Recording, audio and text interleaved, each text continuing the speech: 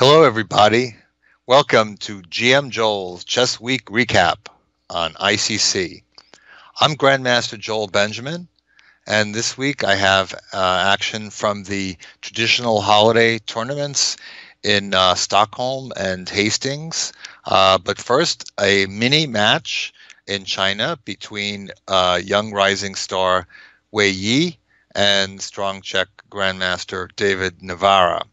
Now, Navarra took the first match game with an interesting queen sacrifice that was sound and solid, but as the game went along, it snowballed into something more. So let's take a look at that. These two players are both very evenly rated, and the match was a very even one as well. I have to say I've never been a big fan of this knight d2 b3 maneuver. I think I did play it once. The knight isn't really that well placed there, but it's directed against black playing c5, of course.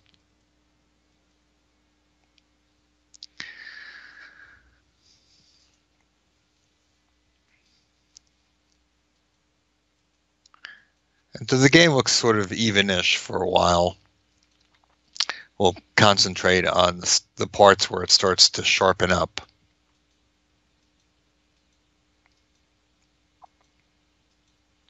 So queen g5, black starts to play proactively. White has ideas for queenside attack. And so Navarra gets his queen in the thick of things, plays this very aggressively. And here he goes for an interesting sacrifice with queen e4.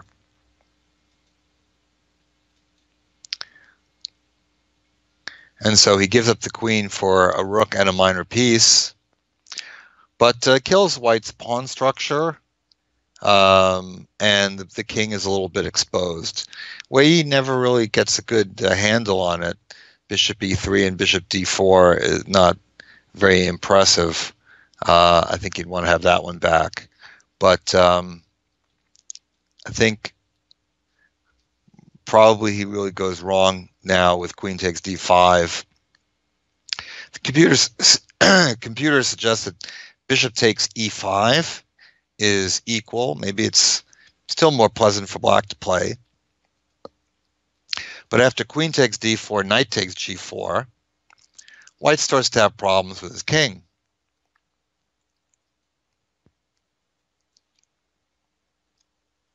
So white takes that pawn not so much because he's greedy, but because he's getting his queen out of range of the knight so that he's not going to lose it to discover check. So the position is pretty much on the edge here. So he tries knight e3 check, king f2, and he could play rook g2 check. White, of course, could take it with even pieces. So he gives his check again. King has to go to the g file. And then knight e5, this is a good move because black is probably somewhat better. Now, white could try king h1 here, and it works okay against most moves, but knight d3 is very strong. You see black getting the idea to set up the bishop coming to e4. If white plays rook f1, then black surprisingly plays knight f2 check anyway. Of course, rook takes f2, rook e1 is a back rank mate. So white has to take with the bishop, and then rook g4. Now, bishop e4, if the white queen moves away, bishop e4 is going to be mate. So white has to accept that he's going to give up his queen for the bishop. Black will be able to exchange. White has those queenside pawns, but I don't think he should be able to do anything with them. And black has two extra pawns on the king side, so he can eventually sacrifice the exchange back to win with those pawns on the king side. So a winning variation for black. So the king went to f1. Now rook f6. Perhaps Navarra just probing or repeating. And now he comes up with rook g5, uncovering the bishop, getting ready to bring the bishop in, and this creates strong threats on the white king. So Wei removes one of those attackers check. That's a good move. King f2, and rook on 8 takes. The engine says that it's better to take the other way. Um, Black, in addition to rook e2, has the threat of rook f5. And the reason is, I guess, that in the game, after rook on 8 takes e5, white could have played queen c8 check, king h7, rook d1. And the big difference is that after rook e2 check, king f3, if now rook f5, white can take the rook. Bishop takes, and then the rook on e2 is hanging. In fact, this leads to a winning pawn ending for white if bishop g4 check. So white could stay in the game with queen c8, and black apparently does not have a knockout blow. But after rook d1, rook e2 check was decisive. King f3, rook f5, the queen can't take it, so we've got a mating net coming about. h5 to kick the king off the rook. Rook e4, and then that was the end of the game. The reason is if the king goes back, it doesn't matter if it goes back g3 or h3 because black plays the same move, rook e3. And we see the queen in an unfortunate position because king g2, bishop e4, black's going to be a rook up. So if king h4, g5 check, king takes h5, bishop e2 check, and this is leading to mate. King h6, rook h3 is mate, or queen f3 if you want to delay it, but no point really. Actually, then black can mate on e6 with the rook. It doesn't even stop mate. So a nice game by Navarra, a nice queen sacrifice, and that's the kind of queen sacrifices that they appreciate on those high levels. It's gave black a solid game, but I think the onus is really on white because if he made any kind of mistakes, that attack would become very strong, and that's what happened. Now Wei Yi was able to even the score by winning the third game, and after a draw in the fourth game, they went into tie breaks. So they split the first two tie-break games, and then they went into Armageddon game, where Wei Yi was able to hold a draw, and thus he was declared the winner of the match. And well, in the slimmest of margins, really, where the score is completely equal, and you draw the last game. So, but the way he finished off that last game was kind of cute. So we'll take a look at the very end of that Navarra Wei Yi Armageddon game next. All right, we're going to pick up the action on move 37. Navarra has grabbed a pawn. I don't think that black is in that much danger of losing this position. After queen e4, maybe black can even be a tiny bit better, but Wei Yi, just needing a draw, found it a very nice way to force it, and that's with this rook takes f2 sacrifice.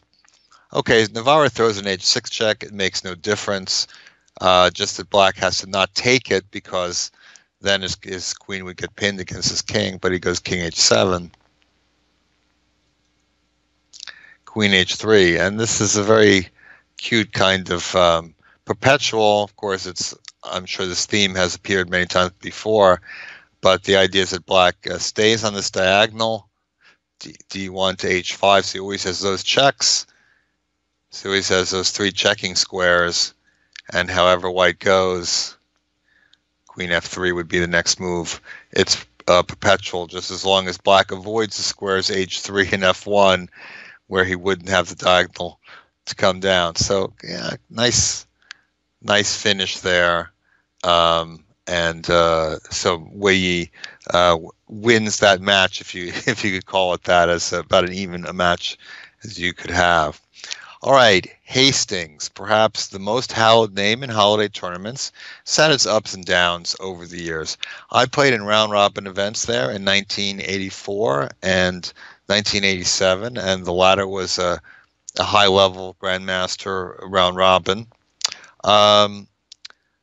Now, since the emergence of the London Classic, which is usually nestled into the schedule towards the end of the year, not long before Hastings, that tournament has certainly eclipsed its older cousin, which doesn't have the high level tournaments with the top grandmasters, but they still have the Classic Open event, and the 2017-18 version, which is a 9-round Swiss System Open, still had a fair number of grandmasters, and that included returning champion Deep Sengupta.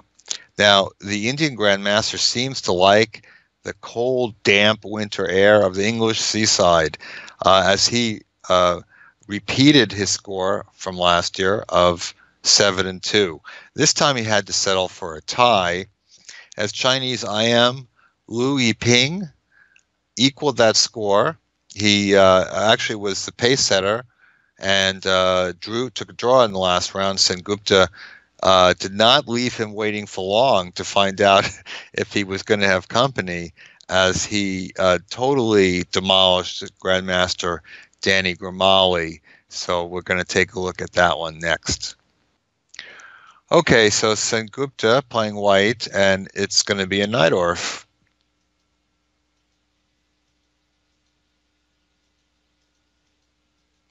Now, the Najdorf has been maybe the most popular opening in the world for many, many years. It's still the most respected Sicilian variation. You know, when top grandmasters play Sicilian, they usually play the Najdorf. But I have to say that this opening has always kind of given me the willies, because there's just so much to know. And Bishop G5, which was the big move in my childhood, is also a big move in contemporary chess. It's always kind of scared me because it's very, very sharp, and there's a lot of ways to go wrong. Now, Grimali plays this kind of old school. It almost feels like nowadays knight BD7 is maybe even the main line, as black has all kinds of newfangled ways to play. There are a number of lines where black even plays E5, which used to be something that just could do against Bishop G5, but they find variations where that happens. But E6, the old school way, I think is a little bit less popular now. And so Grimali plays a slight off move order, but then with Bishop B7, he returns to the old main line, and then there's G4. Now, there's a couple of ways for black to play it. The main line is B5 takes, knight takes, G5, knight back, and then A3 is a move, but F5 is the main line. And then black either plays knight c5 or bishop takes g5 check, followed by knight e5. And there have been thousands of games. I think castles here is another modern move. It used to be thought that you just didn't have time to do something like that, but not so easy to get a checkmate. Grimali plays h6, and this is a move as well. White takes it, doesn't want to allow g5. And h4. So the conventional wisdom is kind of against it, because you don't want to create targets to open more lines. But one of the ideas for black is that with queen b6, you chase the knight away, chase the knight out of the center. And here black tends to follow it up with either bishop going back to e7 or even queen going back to c7, which may seem strange because the queen just moved, but getting that knight away from the center is very useful for black.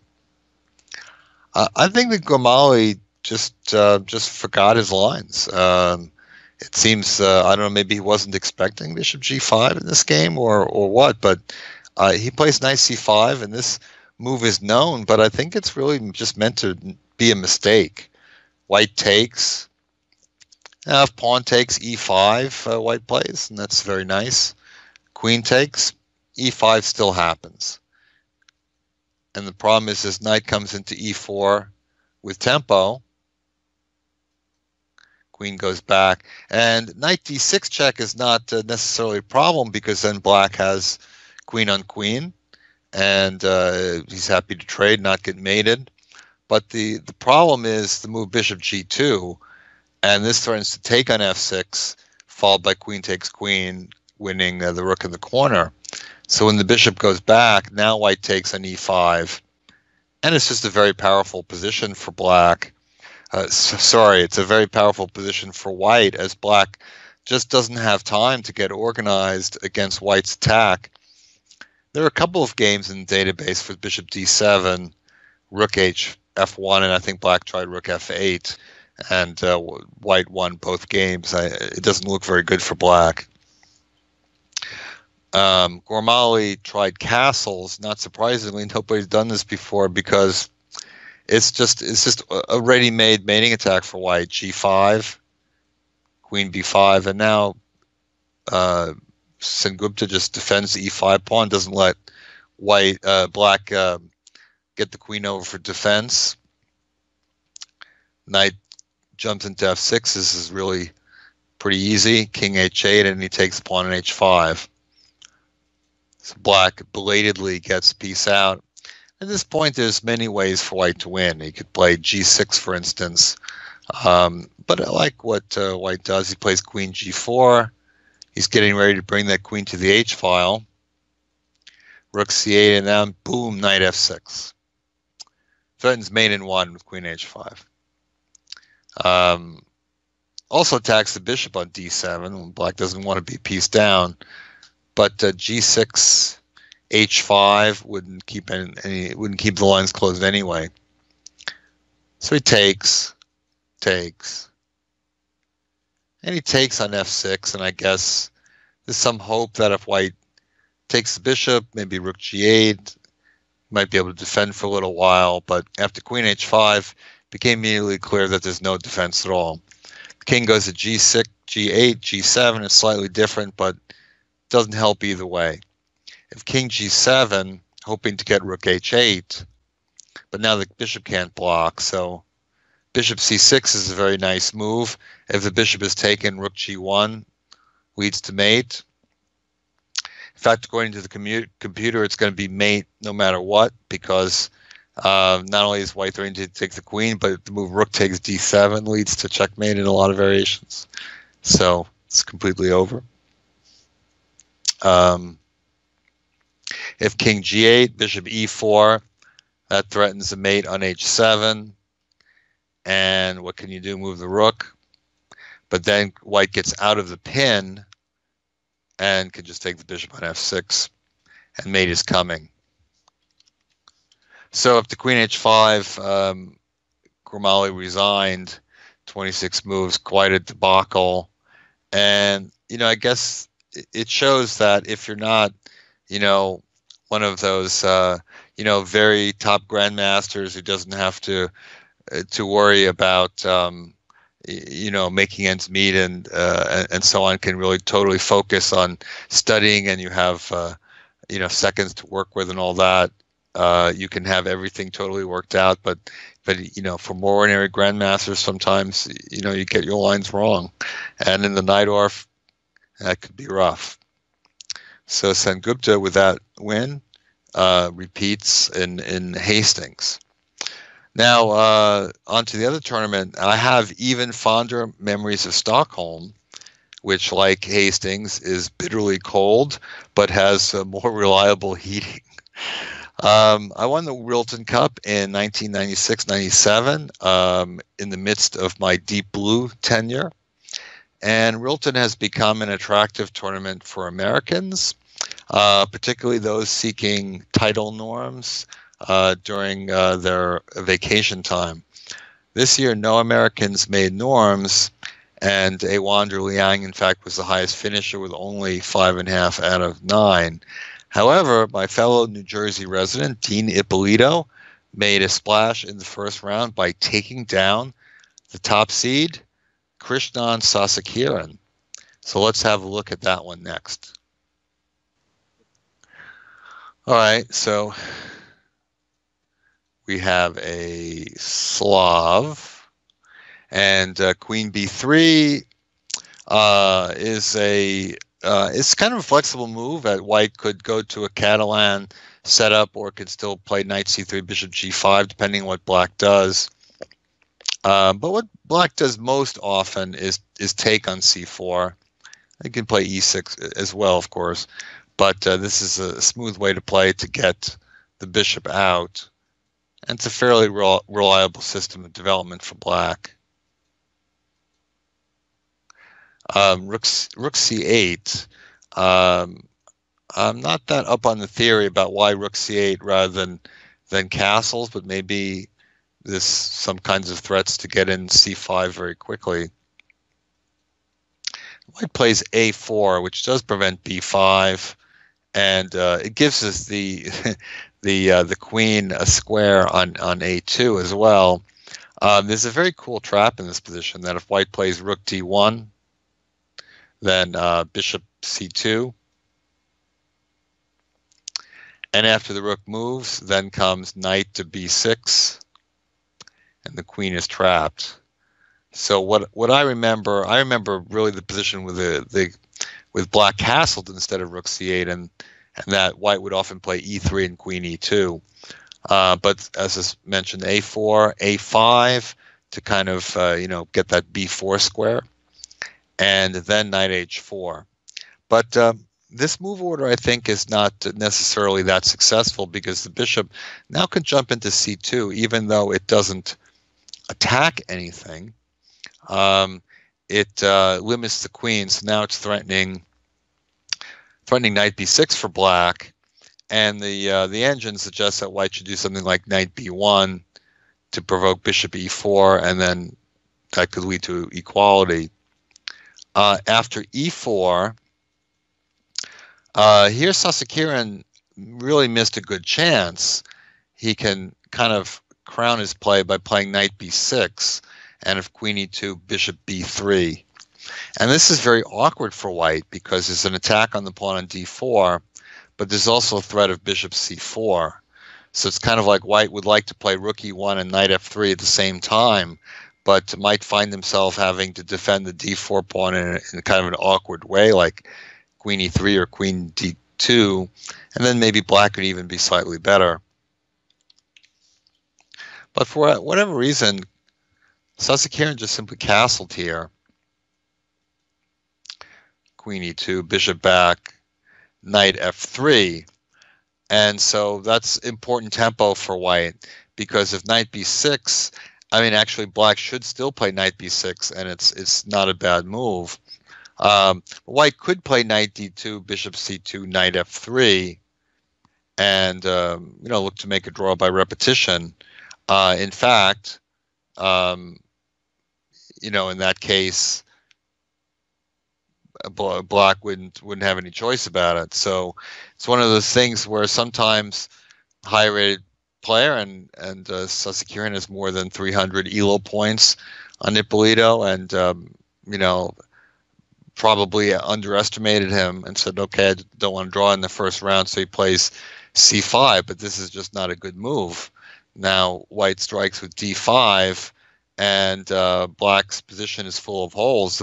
The pawn on a5 looks particularly wrong now, and white is just bursting through in the center. So Sasakiran tried to block things with d5, but after knight b5, now the bishop on b3 is in trouble.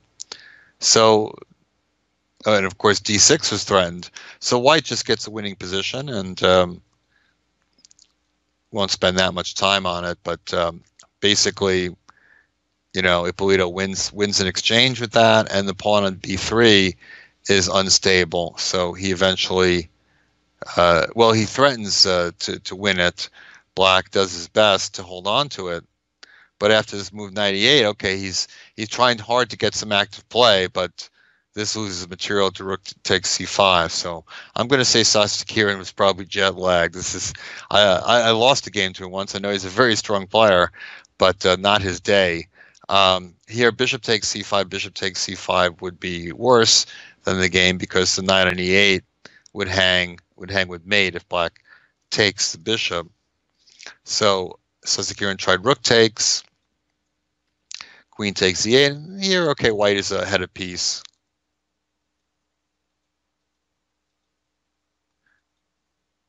Bishop c5 is a cute tactic. All right, rook takes rook, bishop e3 check. Or pawn takes back, and then pawn will queen. But the problem for black is he doesn't have luft, so rook d8, bishop f8, and now there's really no threat for black because white has bishop c5. So a lot of things white can do: bishop f1, h5. So Dean decided basically to repeat moves with rook d2, because if black moves the king, bishop takes c5 wins easily. So he probably get into the time control, and I think that was probably all Sasekiran had here. White wins another piece, and white just gets everything protected. So now the bishop on d3 can move. Something like b2, bishop b1 can be played.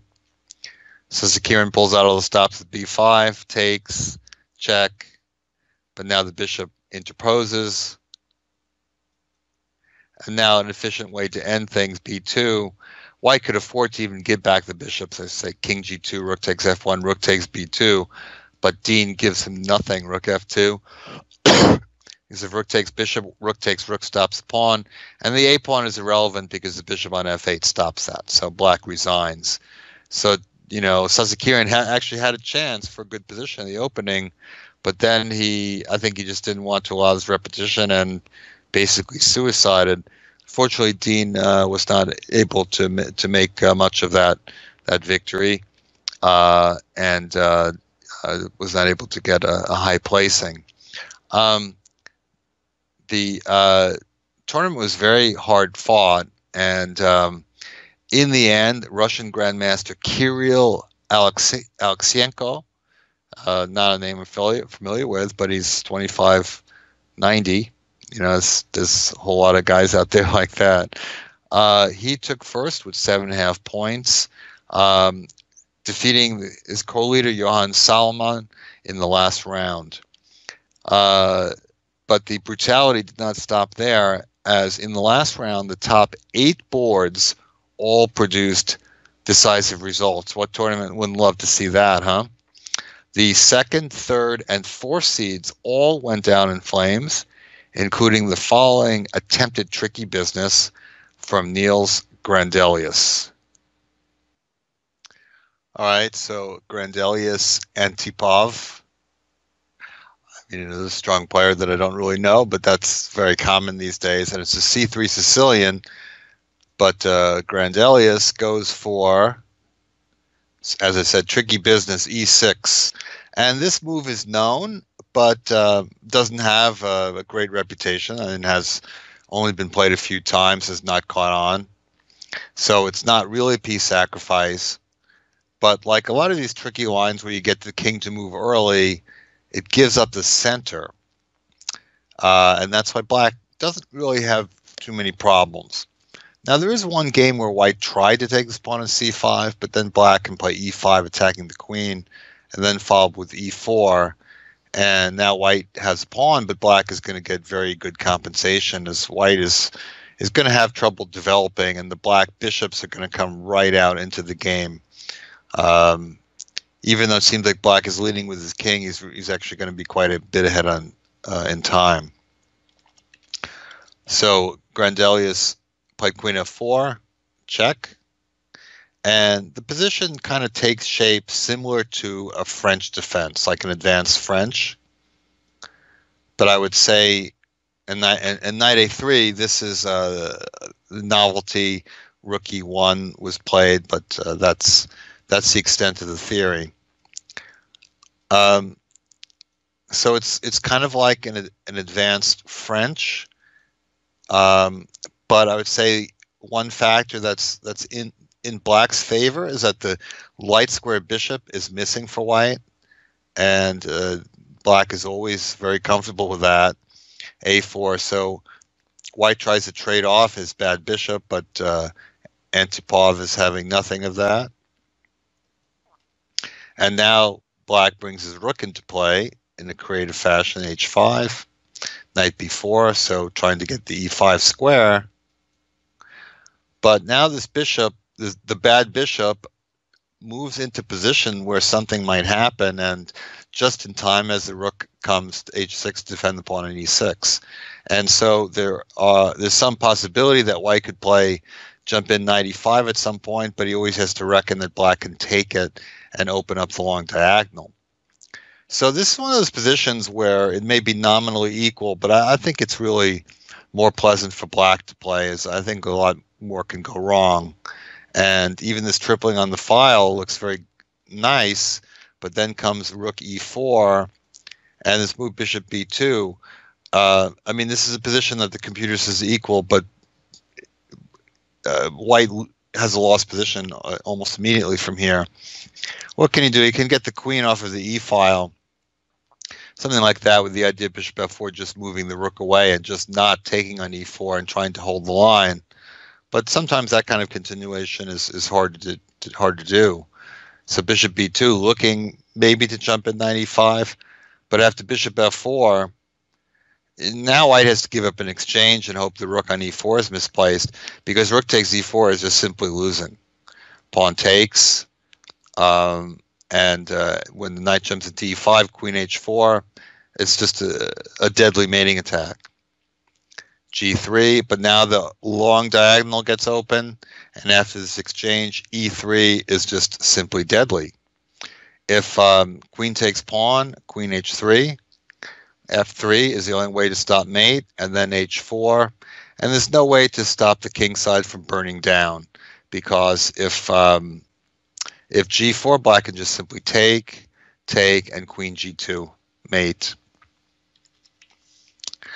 So Grandelius tried bishop c1, I guess maybe hoping for queen h3, and then